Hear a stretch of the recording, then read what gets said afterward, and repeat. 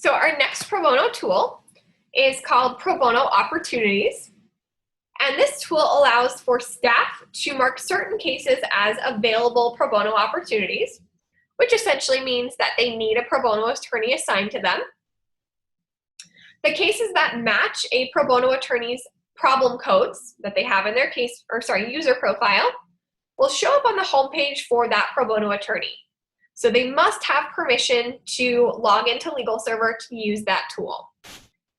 Now we do have a pro bono opportunity API option, which is further explained in the help site if you're interested. And that one does not force you to have pro bono attorneys to log in. But what it will do is send the list of cases that you have marked as opportunities to an outside website via that API.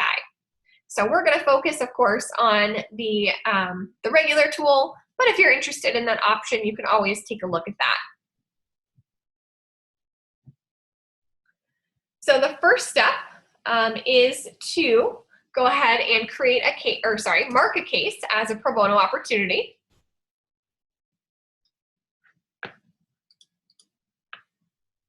So we're going to come to a case profile, go up to our actions menu, and click on the link for pro bono opportunity.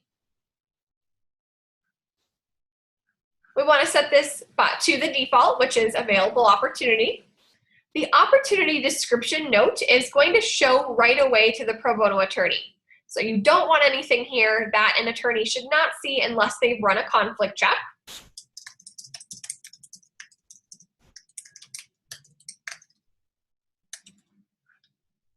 Now with this particular tool, pro bono attorneys will have some options, and this is set by you. So they could either just express interest in an opportunity, which will send whoever is configured an email and say, Test Pro Bono is interested in taking this case. From there, if you agree that he would be a good fit for the case, you would come back into LegalServer, go through the assignment process, and assign him to the case. Now, the other option is to allow pro bono attorneys to self-assign. If they have that permission and it's on a user-by-user basis, so you can give some people that option and not to others, but if they have that option, they will then be able to actually assign themselves to the opportunity and go right into the case profile, start adding case notes, or whatever they have permission to do. Now, even if someone does have the self-assigned permission, if this is a particularly difficult case or sensitive in some way, you can say no, that no one should be able to self-assign to this case. And in that case, even if they have that permission, they'd only be able to express interest. The pro bono opening memo is only going to show after they have indicated they've done their conflict check. So you can have a little bit more detail in here. And then you get to decide who should be sent an email when anyone expresses interest or assigns themselves. So you'll see any assignments on the case, and you can also type in any user that you want to, any email address. If this should be limited to an organization, a law firm, so if you know that ABC Referrals Example Organization is going to take this case, and then the opportunity should be available to all of their attorneys, you would type in the law firm, and it would then be restricted to that organization. As I mentioned, by default, an attorney is only going to see cases, opportunities that match the problem codes from their user account. But if everyone should see this particular opportunity, you can set this to yes. And then you just have your summary as well. Also, they're not going to see this until after they've done that conflict check.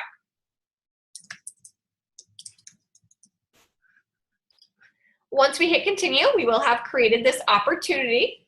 So we've added this as an opportunity. If I go to my admin page, I can go to Pro Bono Opportunity Matters, and I can see that in the list. This last one, this last row. This is also where I could come as an admin to see if anyone has expressed interest and to see when I've eventually placed the case.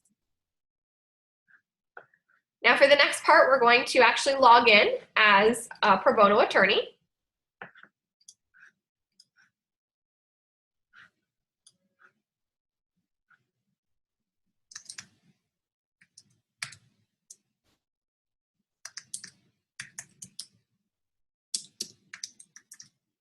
Bear with me for just one moment. Okay, so here on our homepage, we're now logged in as Test Pro Bono. We can see our list of pro bono opportunities. So we can see here, this is the opportunity that we just created.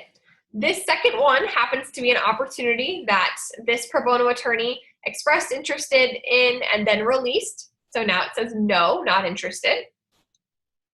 But for any new opportunities, they'll see that opportunity description note. They'll see the problem code, case ID, and that's essentially all of the information they see at first. They can then click to learn more about this case. And here they'll see the information needed to do a conflict check. Once they've confirmed they have no conflict by checking that box, they're then brought to see the pro bono opening memo. In this case, this attorney has both permissions to either just say they're interested or self-assign. If I self-assign, it's going to bring me right to the case profile. If I say that I'm interested, I can type in a specific email to send to whoever is CC'd for the emails. Click continue. And now I can see that, yes, I am marked as interested on this particular opportunity.